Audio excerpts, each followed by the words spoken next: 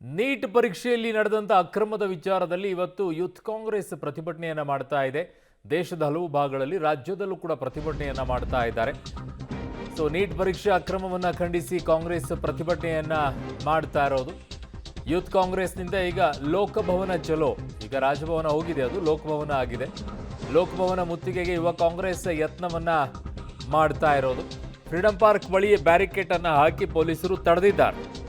ಪೊಲೀಸರು ಮತ್ತು ಪ್ರತಿಭಟನಾಕಾರರ ಮಧ್ಯೆ ವಾಗ್ವಾದ ಆಗಿದೆ.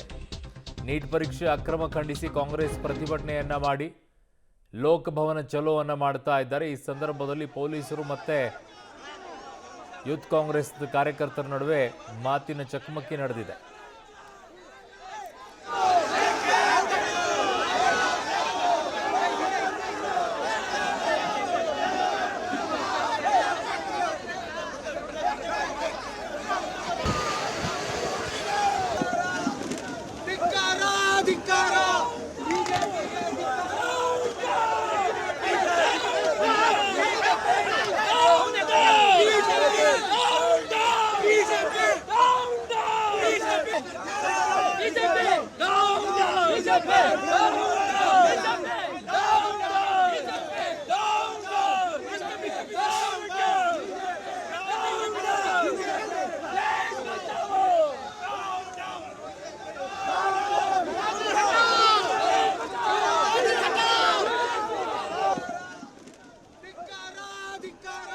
ಸೊ ಪ್ರತಿಭಟನೆ ಜೋರಾಗಿ ಆಗ್ತಾ ಇದೆ. ತಮ್ಮ ಆಕ್ರೋಶವನ್ನು ವ್ಯಕ್ತಪಡಿಸ್ತಾ ಇದ್ದಾರೆ. ಸರ್ಕಾರದ ವಿಚಾರದಲ್ಲಿ, ಕೇಂದ್ರ ಸರ್ಕಾರ ವಿಚಾರದಲ್ಲಿ, ಈ ಅಕ್ರಮದ ವಿಚಾರದಲ್ಲಿ ದೊಡ್ಡ ಧ್ವನಿಯನ್ನ ಎತ್ತಿದೆ ಈಗ ಯೂತ್ ಕಾಂಗ್ರೆಸ್. ರಾಜಸ್ಥಾನದಲ್ಲೂ ದೊಡ್ಡ ಮಟ್ಟದಲ್ಲಿ ಪ್ರತಿಭಟನೆಯನ್ನ ಮಾಡಿದೆ. ಕರ್ನಾಟಕದಲ್ಲೂ ಕೂಡ ಈಗ ದೊಡ್ಡ ಮಟ್ಟದಲ್ಲಿ ಅಲ್ಲಿ ಜಲಫಿರಂಗಿಯನ್ನ ದಾಳಿ ಮಾಡುವ ಮಟ್ಟಕ್ಕೆ ಈಗ ಆಗಿರೋದು.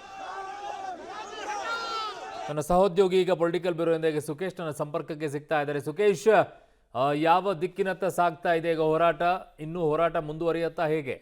ಅರುಣ್, ಯುವ ಕಾಂಗ್ರೆಸ್ನ ವತಿಯಿಂದ ಅಂದರೆ ನೀಟ್ನ ಪತ್ರಿಕೆಗಳು ಏನು ಲೀಕ್ ಆಗಿದ್ದು, ಪ್ರಶ್ನೆ ಪತ್ರಿಕೆಗಳು, ಅದನ್ನು ಖಂಡಿಸಿ ಒಂದು ಪ್ರತಿಭಟನೆ ಇವತ್ತು ಫ್ರೀಡಂ ಪಾರ್ಕ್ನಲ್ಲಿ ಒಂದು ಬೃಹತ್ ಪ್ರತಿಭಟನೆ ನಡೆಸ್ತಾ ಇತ್ತು. ರಾಜ್ಯ ಯುವ ಕಾಂಗ್ರೆಸ್ ವತಿಯಿಂದ ನಡೆದಂಥ ಪ್ರತಿಭಟನೆ. ಸ್ವತಃ ಮುಖ್ಯಮಂತ್ರಿಗಳಂತ ಸಿದ್ದರಾಮಯ್ಯ ಅವರೇ ಪ್ರತಿಭಟನೆಯಲ್ಲಿ ಭಾಗವಹಿಸಿದರು. ಅನಂತರ ರಾಜ್ಯ ಕಾಂಗ್ರೆಸ್ ಉಸ್ತುವಾರಿ ಸುರ್ಜೇವಾಲಾ ಜೊತೆಗೆ ಸಾಕಷ್ಟು ಸಚಿವರುಗಳು, ಶಾಸಕರು ಕೂಡ ಭಾಗವಹಿಸಿದರು.